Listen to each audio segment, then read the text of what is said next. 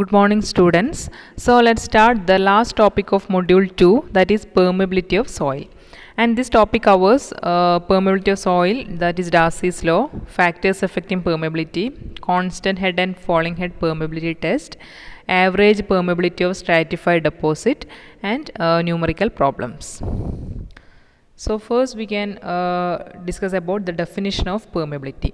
Okay, so permeability is defined as the property of a porous material which permits the passage of water or other fluids through its interconnecting voids. Okay, so in the case of soil, there will be voids between the particle. So the property of a soil which permits the flow of water through it is called permeability. Or simply, permeability is the easiness with which water can flow through the voids. Okay, so that is permeability. So permeability is the easiness with which water can flow through the voids. So a soil is highly pervious when water can flow through it easily. And in impervious soil, the permeability will be very low and water cannot easily flow through it. Okay, so based on the ability of water to flow through the void, soil can be classified as pervious soil and impervious soil. In the case of pervious soil, the water can flow easily through the voids, and in the case of impervious soil, the permeability will be very low and water cannot easily flow through the voids. Okay. So a completely impervious soil does not permit water to flow through the voids, but usually such completely impervious soil will not exist in nature. Okay, that is all the soils are pervious to some degree, and a soil is termed as impervious when the permeability is extremely low. So usually all the soil will be pervious to some extent, that is water can flow through the voids. Okay. So this is about the definition of permeability, and the flow through the soil, that is flow of water through the soil, may be laminar or turbulent. That is, in laminar flow, each fluid particle travels along a definite path, and this path will never crosses the path of any other particle. So that is laminar flow. That this laminar flow and turbulent flow you have studied in your fluid mechanics topic. Okay. And in turbulent flow, the paths are irregular and twisting, and these paths will be crossing and recrossing at random. Okay, that is the flow through soil may be laminar or turbulent, and in most of the practical flow problems in soil mechanics, the flow is laminar. Okay. So next we can discuss about Darcy's law, and this Darcy's law actually explains the permeability of soil.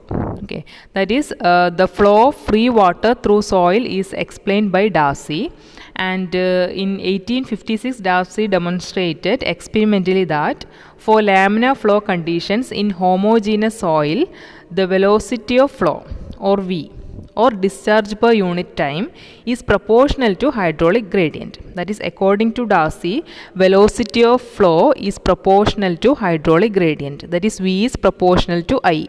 I means I is hydraulic gradient. Okay, so we can replace this proportionality by equal by adding a constant or by multiplying it with a constant. So V is equal to Ki, where K is known as coefficient of permeability.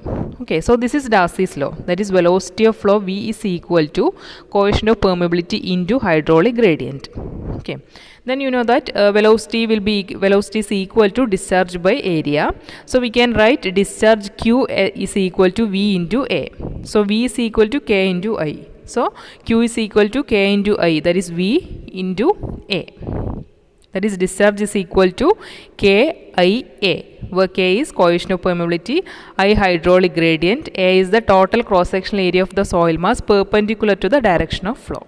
Okay, so this is Darcy's law. That is, again I will explain. Darcy's law means it explains the velocity of water through the voids. That is, velocity of flow is proportional to hydraulic gradient, V is equal to, that is, V is equal to K into I. So this is Darcy's law. So before going into depth, we can discuss two terms, that is discharge velocity and seepage velocity.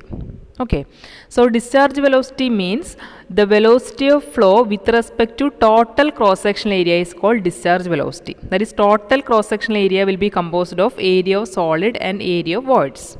Okay, that is total area is equal to sum of area of solid and area of void, and velocity of flow with respect to this total cross sectional area is called discharge velocity. So discharge velocity will be equal to q discharge divided by total cross sectional area A.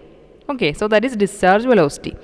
But usually the flow takes place only through the voids. You know that this water will flow through the voids, so this actual velocity will occur through voids, that is area of void. Okay, so discharge velocity is not the actual velocity. So the actual velocity will be Vs, which is represented as Vs, which is equal to Q divided by area of void. That is actually the velocity of water will takes place through the voids. So actual velocity will be equal to discharge divided by area of void. So this actual velocity is known as seepage velocity. Okay, so it is written as V suffix S, that is seepage velocity Vs is equal to discharge divided by area of void. Okay, so that is about discharge velocity and seepage velocity. That is discharge velocity is the total velocity which takes place through the total cross sectional area of the section, or velocity of flow with respect to total cross sectional area is discharge velocity, and velocity of flow with respect to void is known as seepage velocity. Okay, so the seepage velocity is the actual velocity because usually flow takes place through the voids. So this is about discharge velocity and seepage velocity. So we can discuss the relationship between these two. Okay, so V divide, that is discharge velocity divided by seepage velocity, will be equal to A will A is the, that is V is equal to Q by A. So A will be coming in upper term. So V by Vs is equal to area of void by total area. Okay, so it can be written as volume of void by total volume. So you know that porosity is equal to volume of void by total volume. So V by Vs is equal to porosity. So this porosity can be written in terms of void ratio like this: N is equal to E by 1 plus E. Okay, so this is one relationship between discharge velocity and seepage velocity, that is V by Vs is equal to porosity, or V by Vs is equal to E by 1 plus E. Okay, so this is very important. Then, so according to Darcy's law, total velocity V is equal to K into I. Like that, discharge velocity Vs is equal to Kp into I. That is, this Kp is known as coefficient of percolation. Okay, that is seepage velocity is equal to coefficient of percolation into hydraulic gradient. And discharge velocity is equal to K into I, that is coefficient of permeability into I, and seepage velocity is equal to Kp into I, and Kp is known as coefficient of percolation. Okay, so what will be V by Vs? V by Vs will be equal to K by Kp, and this K by Kp, that is V by Vs, is equal to porosity. So K by Kp will be also equal to porosity N. So Kp is equal to, that is coefficient of percolation, is equal to K by N. K means coefficient of permeability divided by N porosity. Okay, so this is the relationship between coefficient of percolation and coefficient of permeability. That is, coefficient of percolation is equal to coefficient of permeability divided by porosity. Okay, so this is about discharge velocity and seepage velocity. Okay. Next we can discuss about the validity of Darcy's law. So according to Darcy's law, velocity of flow is proportional to hydraulic gradient, or V is equal to K into I. And in the case of coarse-grained soil, flow is laminar to fine sand. In the case of fine sand, the flow will be laminar. But for coarse-grained sand and gravel and boulders, the flow will be turbulent. So in that case, Darcy's law may not be applicable. Okay, the maximum diameter of the particle for the flow to be laminar is about 0.5 mm. So in that case also only, that is in the case of laminar flow only, we are applying Darcy's law. Okay, that is first validity of Darcy's law. Second, flow is laminar if Reynolds number is less than unity. That you have studied in your FM. That is, flow will be laminar if Reynolds number is less than 1. That is, unit weight of water Vd divided by eta into G less than or equal to 1.